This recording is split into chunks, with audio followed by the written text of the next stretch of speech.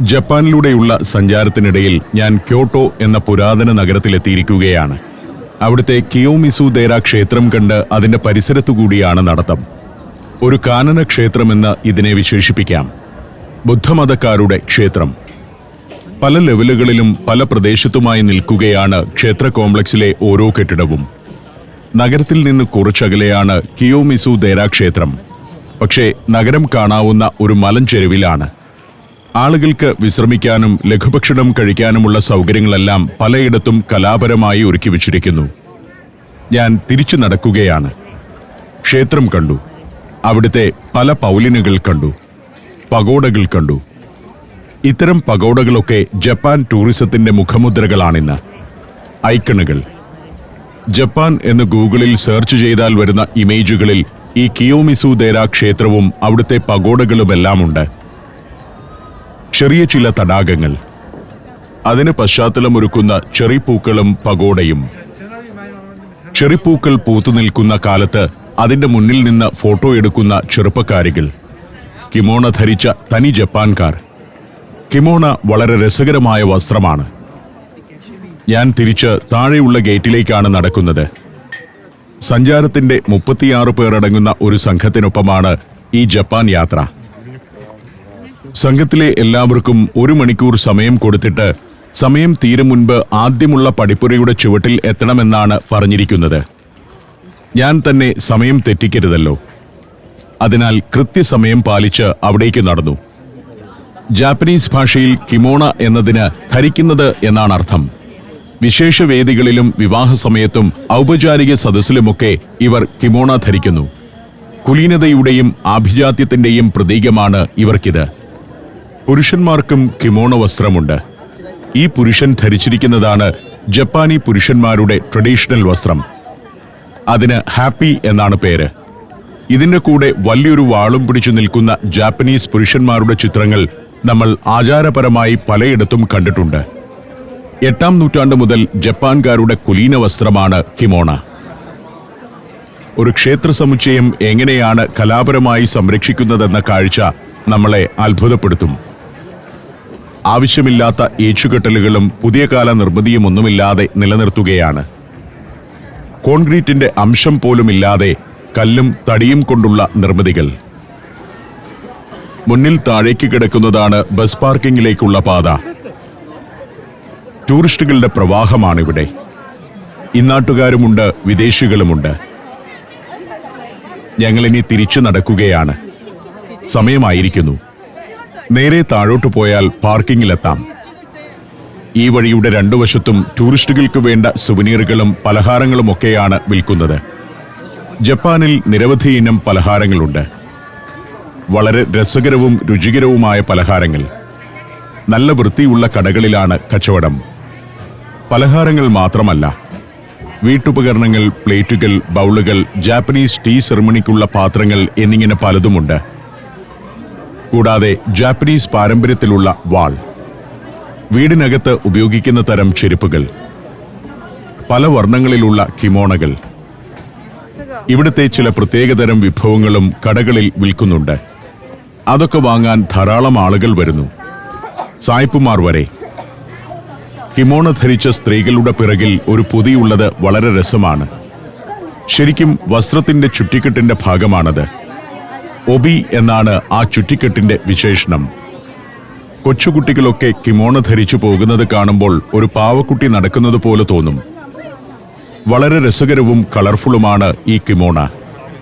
ശരിക്കും ചൈനീസ് കുടിയേറ്റക്കാരിലൂടെയാണ് ഈ വസ്ത്രം ജപ്പാനിലേക്ക് എത്തിയതെന്നാണ് ചരിത്രം. താഴേക്ക് നടത്തം തുടർന്നു. ഇവിടെ ടൂറിസം കേന്ദ്രം ഭംഗിയായും വൃത്തിയായും എങ്ങനെ സംരക്ഷിക്കാമെന്നുള്ളത് സംബന്ധിച്ച് നമ്മൾ ജപ്പാനെ താരതമ്യപ്പെടുത്തുന്നതിൽ അർത്ഥമൊന്നുമില്ല.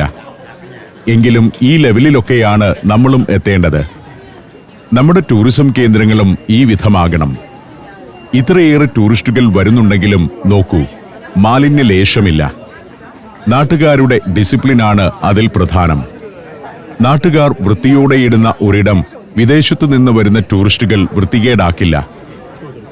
ക്രമസമാധാന പ്രശ്നങ്ങളില്ലാതെ, കൂവലും ബഹളങ്ങളുമില്ലാതെ ശാന്തമായി, ശബ്ദരഹിതമായി ആളുകൾ ഇങ്ങനെ നീങ്ങിക്കൊണ്ടേയിരിക്കുന്നു. അച്ചടക്കം എന്നത് നമ്മൾ പഠിക്കേണ്ടത് ജപ്പാനിൽ നിന്നാണ്. പാശ്ചാത്യ നാടുകളിലൊന്നും ഇത്ര അച്ചടക്കമുണ്ടെന്ന് പറയാൻ പറ്റില്ല.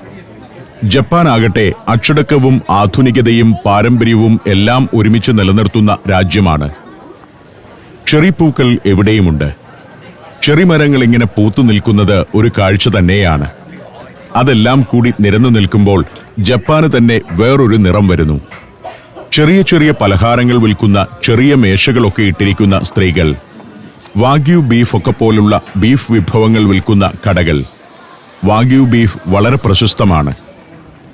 കിമോണധാരികളായ പെൺകുട്ടികൾ, കുടുംബാംഗങ്ങൾ, അതെല്ലാം കണ്ടു നടന്ന് ഞങ്ങൾ ബസ് പാർക്ക് ചെയ്തിരിക്കുന്നിടത്തെത്തി. നിർദ്ദിഷ്ട പാർക്കിംഗ് ഏരിയയിൽ ബസ്സിട്ടിട്ട് നടന്നേ ജപ്പാനിലെ ടൂറിസ്റ്റ് കേന്ദ്രങ്ങളിലേക്ക് പോകാനാവൂ. ഞങ്ങൾ ബസ്സിൽ കയറി അടുത്ത സ്ഥലത്തേക്ക് യാത്ര തുടങ്ങി. ക്യോട്ടോയിലും പരിസരത്തുമായി കുറേയേറെ ടൂറിസം കേന്ദ്രങ്ങളുണ്ട്. അതുകൊണ്ട് തന്നെ ജപ്പാനിൽ വരുന്ന ടൂറിസ്റ്റുകളുടെ ഒരു പ്രധാന കേന്ദ്രമാണ് ക്യോട്ടോ.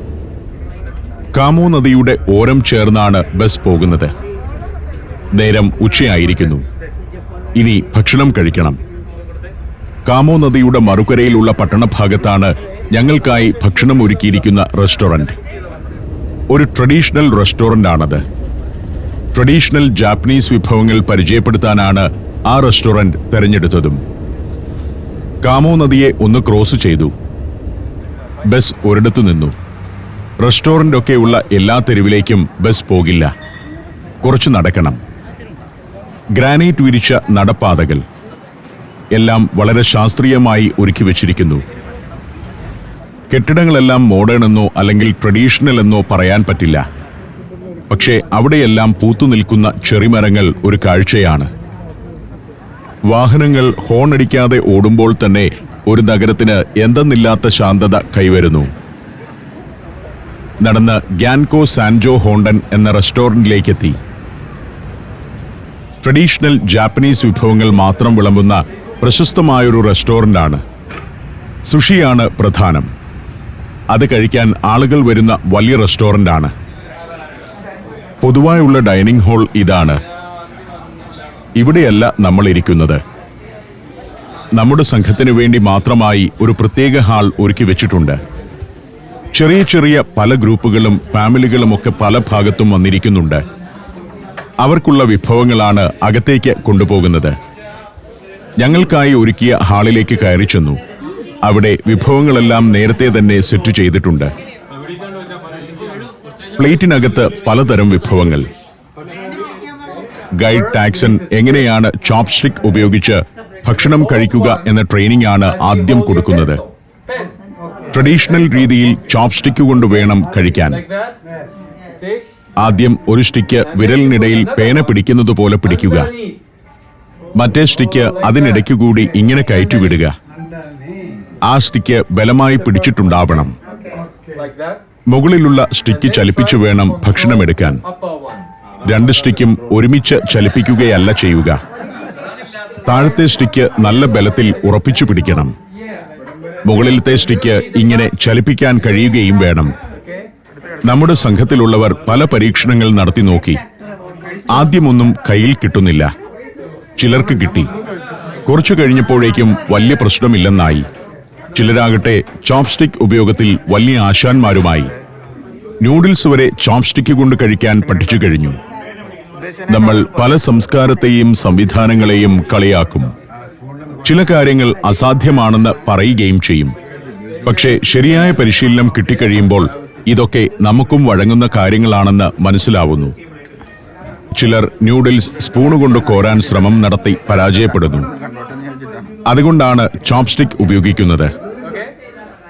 ചിലർക്ക് വേണ്ടി ടാക്സൺ വീണ്ടും ഒരു ക്ലാസ് കൂടി എടുത്തു. ചിലർ രണ്ട് കൈയും കൊണ്ട് ചോപ്സ്റ്റിക് ഉപയോഗിക്കുന്നു.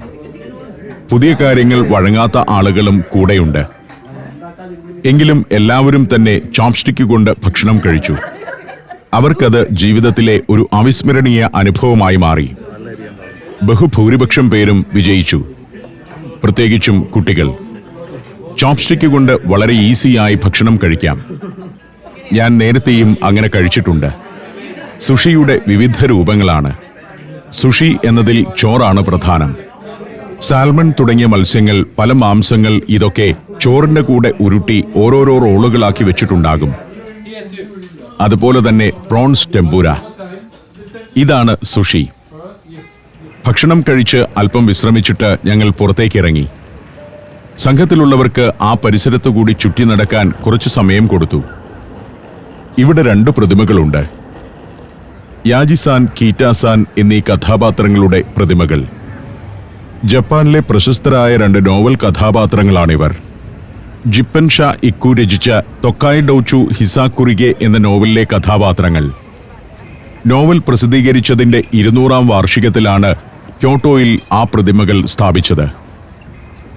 ഇന്നും ജപ്പാൻകാരുടെ ഇഷ്ട കഥാപാത്രങ്ങളാണ് താന്തോന്നികളായ യാജിസാനും കീറ്റാസാനും. തെരുവോരത്തെ കാഴ്ചകളും കണ്ട് ഞാൻ നിന്നു.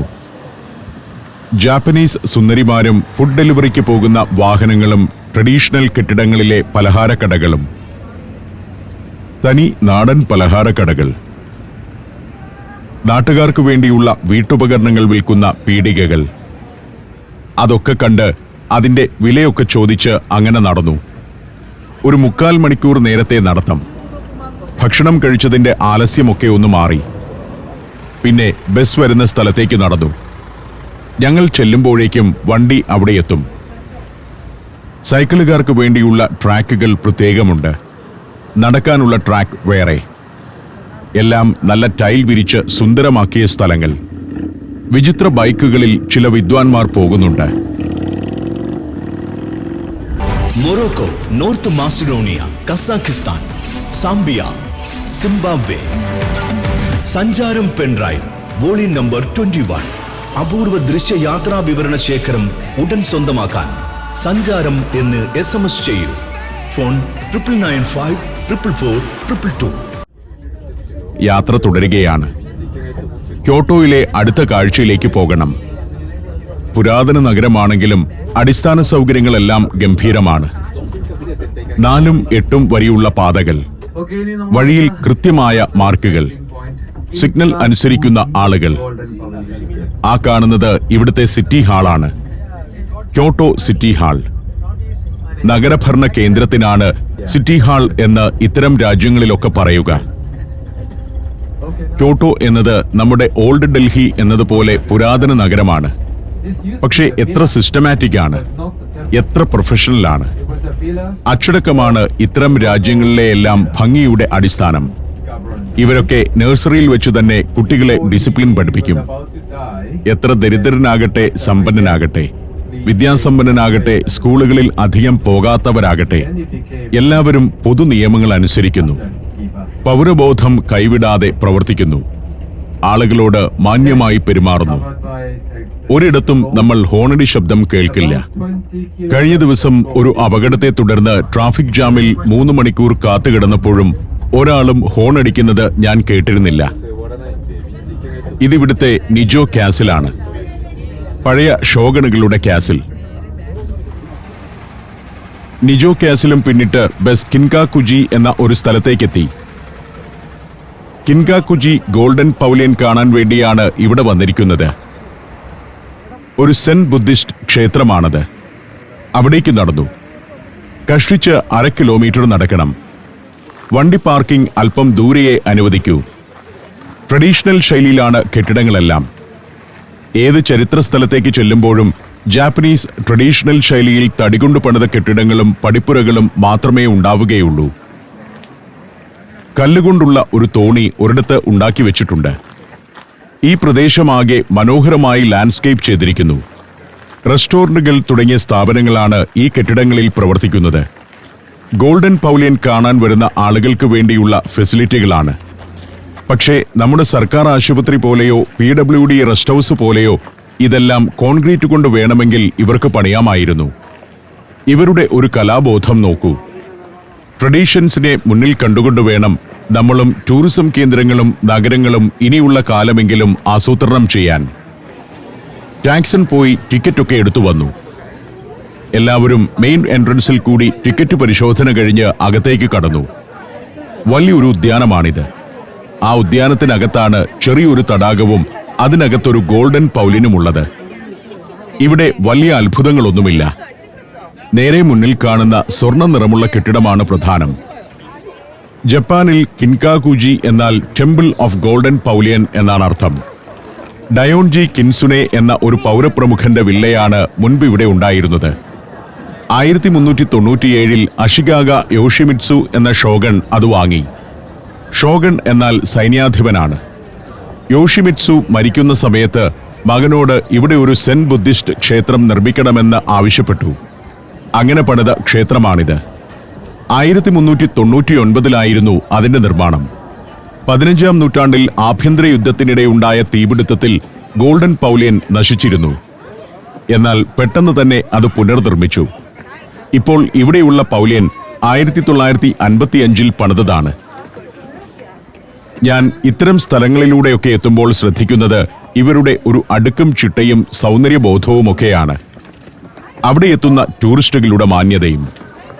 പിന്നെയും ബോധമില്ലാതെ ചിലപ്പോഴെങ്കിലും പെരുമാറുന്നത് നമ്മൾ ഇന്ത്യക്കാർ മാത്രമേ ഉള്ളൂ. അവർ ചിലപ്പോൾ എവിടെയും വേസ്റ്റൊക്കെ ഇട്ടെന്നിരിക്കും. അത് നമ്മളെ പഠിപ്പിക്കുന്ന ഒരു സിസ്റ്റത്തിന്റെ പോരായ്മയാണ്. ഇപ്പോഴും നമ്മുടെ വിദ്യാഭ്യാസത്തിൽ ഇങ്ങനെയൊരു സിസ്റ്റം പഠിപ്പിക്കാൻ തുടങ്ങിയിട്ടില്ല എന്നുള്ളത് അത്ഭുതപ്പെടുത്തുന്ന കാര്യമാണ്. സിസ്റ്റമാറ്റിക്കായി ജീവിക്കുന്നത് സോഷ്യലിസത്തിന് എതിരാണെന്നോ ഉന്നത കുലജാതർക്ക് മാത്രം പറഞ്ഞിരിക്കുന്നതാണെന്നോ ഉള്ള ഒരു തോന്നൽ. അച്ചടക്കമില്ലാത്ത ജീവിതമാണ് ഒരാളെ ജനകീയനാക്കുന്നതെന്ന ഒരു തെറ്റായ ചിന്തയും പലരിലുമുണ്ട്. മുന്നോട്ട് ചെല്ലുമ്പോൾ നേരെ മുന്നിൽ മരത്തിന്റെ ചിപ്സ് കൊണ്ട് മേഞ്ഞ ചില കെട്ടിടങ്ങളൊക്കെ കാണാം. ശാന്തസുന്ദരമായ ഒരു മലഞ്ചെരുവിലൂടെയാണ് നടക്കുന്നത്. ഇവിടെ ഒരു പാത്രവും അതിനു ചുറ്റും ചിതറിക്കിടക്കുന്ന കുറെ നാണയങ്ങളുമുണ്ട്. ആ പാത്രത്തിൽ കൃത്യമായി നാണയമിട്ടാൽ ഭാഗ്യം വരുമെന്നാണ് പറയുന്നത്. കുറച്ചുപേർ എറിയുന്നത് പാത്രത്തിൽ വീഴും, ബാക്കി മുഴുവൻ പുറത്തു വീഴും. എവിടെ വീണാലും നാണയമെല്ലാം കമ്പനിക്ക്. വീണ്ടും ചെല്ലുമ്പോൾ ഒരു ട്രഡീഷണൽ ജാപ്പനീസ് വീട് ഒരിടത്ത് സെറ്റ് ചെയ്തു വെച്ചിട്ടുണ്ട്. തടി ചെറിയ ചെറിയ നാരുപോലെയാക്കിയിട്ട് അതുകൊണ്ട് നല്ല കനത്തിൽ മേഞ്ഞിരിക്കുന്നു. മുൻപിൽ ഇങ്ങനെ ഒരു ഭാഗം. നിലത്ത് മരം കൊണ്ടൊരു തട്ടിയുണ്ടാക്കി അവിടെയാണ് ആളുകൾ ഇരിക്കുകയും കിടക്കുകയും ഒക്കെ ചെയ്യുന്നത്. ഇത്തരം വീടുകളിൽ വേറെ കട്ടിലൊന്നും ഉണ്ടാവില്ല. വീട്ടിലെ ഉപകരണങ്ങൾ, ഒരു ഭാഗത്ത് അടുപ്പ്. ഇങ്ങനെയായിരുന്നു ജപ്പാന്റെ മിക്ക ഭാഗങ്ങളിലും പണ്ടുണ്ടായിരുന്ന വീടുകൾ. കരകൗശല വസ്തുക്കൾ, സുവനീറുകൾ, സ്നാക്സ് എന്നിവയൊക്കെ കിട്ടുന്ന കടകളുമുണ്ട് ഇവിടെ. പിന്നെ ആളുകൾക്ക് കാപ്പിയൊക്കെ കുടിച്ച് വിശ്രമിക്കാവുന്ന സ്ഥലങ്ങൾ. ശരിക്കും പറഞ്ഞാൽ ഒരു ഉദ്യാനമെന്നോ വനമെന്നോ പറയാവുന്ന സ്ഥലമാണ്. അതിനുള്ളിൽ എല്ലാം സെറ്റ് ചെയ്തിരിക്കുന്നു. അവിടെ നിന്ന് വീണ്ടും നടന്നു. ടൂറിസ്റ്റുകൾക്ക് വേണ്ട വസ്തുക്കൾ വിൽക്കുന്ന കടകൾ തന്നെയാണ് ഇതെല്ലാം. അതിനെല്ലാം ഒരു തനത് ജാപ്പനീസ് സ്വഭാവമുണ്ട്. ഇടയ്ക്ക് ചില ക്ഷേത്രങ്ങൾ, അവിടെ മണിയടിച്ചു പ്രാർത്ഥിക്കുന്ന ആളുകൾ. ബുദ്ധവിഗ്രഹങ്ങൾ അകത്തുണ്ട്. പുറത്ത് വമ്പൻ റാന്തലുകൾ. ജപ്പാൻകാർ ഇപ്പോഴും വലിയ വിശ്വാസികളാണ്. ഷിൻഡോയിസവും ബുദ്ധിസവുമാണ് ജപ്പാനിലെ പ്രധാന മതങ്ങൾ. പ്രകൃതി ശക്തികളെയും മൂർത്തികളെയും പൂർവികരുടെ ആത്മാക്കളെയും ആരാധിക്കുന്ന ഷിൻഡോ മതക്കാരാണ് കൂടുതൽ. ഞങ്ങൾ അവിടെ നിന്ന് പുറത്തേക്ക് നടന്നു. കിൻകാകുജി ഗോൾഡൻ പൗലിയന്റെ ഉദ്യാനത്തിൽ നിന്ന് തന്നെ പുറത്തേക്കിറങ്ങുകയാണ്. ഇനി ഇതിലൂടെ ഇറങ്ങി മതിൽ ചേർന്ന് അങ്ങ് താഴെ വരെ പോകണം. എല്ലായിടത്തും ജാപ്പനീസിലാണ് ബോർഡുകൾ. അപൂർവം ചില വാക്കുകൾ മാത്രമാണ് ഇംഗ്ലീഷിൽ എഴുതുക. ജപ്പാന്റെ ഏറ്റവും പ്രധാനപ്പെട്ട ഒരു സവിശേഷത വെൻഡിംഗ് മെഷീനുകളുടെ ബാഹുല്യമാണെന്ന് പറയാം. സർവ്വസാധനങ്ങളും വെൻഡിംഗ് മെഷീനിൽ കിട്ടും. 24 മണിക്കൂറും അത് ലഭ്യമാണ്. ഞങ്ങൾ വണ്ടിയിൽ കയറി യാത്ര തുടർന്നു. ബസ്സിൽ നമ്മുടെ കലാകാരന്മാർ ഉണർന്നു. കരോക്കെയൊക്കെ വെച്ച് ഗംഭീരമായി പാടുകയാണ് പലരും. കുറെ നേരം അവരുടെ കലയെല്ലാം പുറത്തേക്കൊഴുകി. ആ പാട്ടുകൾ കേട്ടുകൊണ്ട് ഞങ്ങൾ അടുത്ത സ്ഥലത്തേക്കുള്ള യാത്ര തുടർന്നു. ഇനി പോകുന്നത് അരാഷിയാമ ബാംബു ഫോറസ്റ്റ് എന്നൊരു കാഴ്ചയിലേക്കാണ്. 16 ചതുരശ്ര കിലോമീറ്ററിൽ വ്യാപിച്ചു കിടക്കുന്ന ഒരു മുളംകാടാണത്. അവിടുത്തെ പാർക്കിങ്ങിൽ വണ്ടി കൊണ്ടുപോയി നിർത്തി. അരാഷിയാമ ബാംബു ഫോറസ്റ്റ് ഒരു ഗംഭീര സ്ഥലമാണ്. മലയാളികൾക്കും തമിഴർക്കുമൊക്കെ അതിനെക്കുറിച്ചറിയാം. വിജയിയുടെ ജില്ല എന്ന സിനിമയിൽ ആ വനം കാണിക്കുന്നുണ്ട്. ഇറങ്ങി നടക്കുമ്പോൾ ഇവിടെ ഒരു കാഴ്ചയുണ്ട്. ഇത് സ്ത്രീകളുടെ സൈക്കിളാണ്. അതിൽ മുൻപിലും പിറകിലും ഓരോ കൂടെയുണ്ട്. അത് കുട്ടികളെ ഇരുത്താനുള്ളതാണ്. കുഞ്ഞുങ്ങളുമായി ജോലിക്ക് പോകുന്ന സ്ത്രീകൾ ഇതുമായിട്ടാവും യാത്ര. ഈ കുട്ടയ്ക്കകത്ത് പിള്ളേരെ ഇരുത്തും. നടുക്ക് അമ്മയിരിക്കും. മുന്നിൽ സാധനങ്ങൾ വാങ്ങിവെക്കാനുള്ള കൂടെയുണ്ടാകും. 2 കുട്ടികളുണ്ടെങ്കിൽ ഈ സൈക്കിളിലേതുപോലെ പുറകിലും മുൻപിലും കുട്ടികൾക്ക് ഇരിപ്പിടങ്ങളുണ്ടാകും. 3 പേർ ഒരു സൈക്കിളിൽ യാത്ര ചെയ്യുന്നു. ഇതൊക്കെ ജപ്പാനിൽ അനുവദനീയമാണ്. കുട്ടിക്ക് മഴ നനയാതെ, ഈർപ്പമടിക്കാതെ, കാറ്റടിക്കാതെ ഇരിക്കാം. ജോലിക്ക് പോകുന്ന ഒരു വീട്ടമ്മയ്ക്ക് വലിയ ചെലവൊന്നുമില്ലാതെ പോകാവുന്ന സംവിധാനം. പെട്രോൾ അടിക്കാതെ, ഡീസൽ അടിക്കാതെ 2 കുട്ടികളുമായി ജോലിക്ക് പോകാം. ഇതൊക്കെ ജപ്പാന്റെ കാഴ്ചകളാണ്. നമ്മളിവിടെ അത് ചെയ്താൽ നിയമവിരുദ്ധമാകുമോ എന്നെനിക്ക് സംശയമുണ്ട്. ഞാൻ അവിടെ നിന്ന് ബാംബു ഫോറസ്റ്റിലേക്ക് നടന്നു.